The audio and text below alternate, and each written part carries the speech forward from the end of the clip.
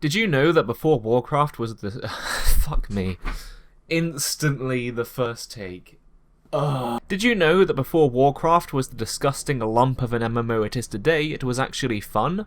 In fact, it was fun 3 times. Having had the world of Warcraft eat up much more of the world of me being alive than I would like to admit, I recently had an urge to play some of the older Warcraft games, to see where the series came from and to put off the urge to reinstall WoW. Which kinda failed because I had to download it for footage anyway. Welcome to Fast Frak, a series which I'm making a thing now for videos I can just release whenever I want, talking about games that can't really justify a full-length video being made about them. Also, screw anime. The premise behind Warcraft, Orcs and Humans is that you're either orcs or humans, and you build a base in the corner of the map and send an army of soldiers to destroy the opposing enemy's base before they can do the same to you. Sometimes the enemy won't have a base, sometimes you won't have a base, but for the most part that describes most missions in the game. There isn't exactly much set up to each level apart from a dude telling you what to do and, well, imagine the most stereotypical Dungeons & Dragons player trying to do an epic wizard voice and, yeah, that's him.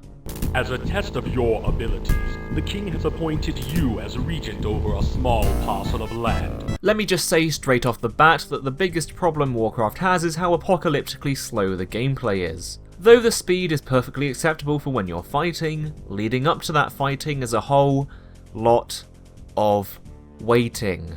Wait for the peons to mine enough gold, so you can wait for the barracks to train a new soldier, so you can wait as that soldier slowly trundles his way towards your front line, and then wait as they bumble their way into some semblance of a formation. I would honestly say it's less interesting than watching paint dry if that wasn't such a totally retarded thing to say. But you get the idea. Bump up that game speed if you want to actually make it through Warcraft without dying of old age. But once you get over the whole Jesus Christ, I could be doing literally anything else with my life right now, but instead I've been sat here for 5 minutes watching a digital peon cut down trees thing, you'll actually find a pretty solid RTS game. The process of building up your base, while long, is very satisfying, and it won't be long, in the context of the age of the universe, until you have a base spewing out units like nobody's business. There are lots of different units to train, the most helpful being the archers and the clerics. Though for the clerics to actually be of any use to you, you need to research healing, which, you guessed it, takes a long time. Which is also why I mostly played as the humans, because the orcs don't have the ability to heal themselves. They also all kinda look the same, which made it really confusing to order them. I'm not racist. Don't think that you'll be handicapped for picking one side or another though, as both sides have been balanced so that the game would work in multiplayer. What this means for you is that in battles where you have equal amounts of soldiers, you're both gonna end up coming out of it equally messed up.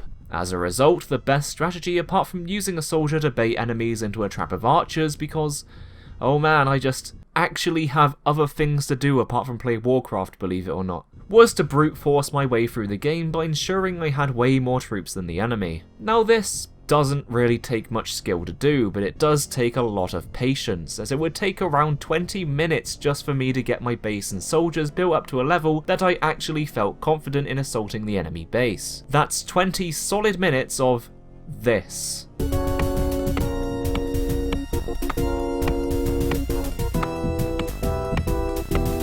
And even after I had the base built up, it would take even longer to get my soldiers to the front line because they move so slowly. They constantly fall out of formation because of how awful the pathfinding is, and you can only move 4 of them at a time, which is, oh, it's just wonderful for when you're trying to command a bloody small army. Now I know I'm coming back to this slow thing a lot in this video, and that's honestly because it's the only major complaint I have with the game, and is what makes it so hard for me to decide if I actually like it or not. Sometimes I'll try to play it and get bored instantly, while other times I'll play it for hours at a time. It's honestly the reason this video took so long to come out when it was supposed to be a fast video. Because I kept on putting off recording footage for it because I thought I'd get bored, and then I found myself playing it for much longer than I wanted to when I actually did. It's a game that I would recommend based on a few points, and in the same vein would not recommend for others. If you like RTS games, having my lord caress your ears literally every time you command a soldier.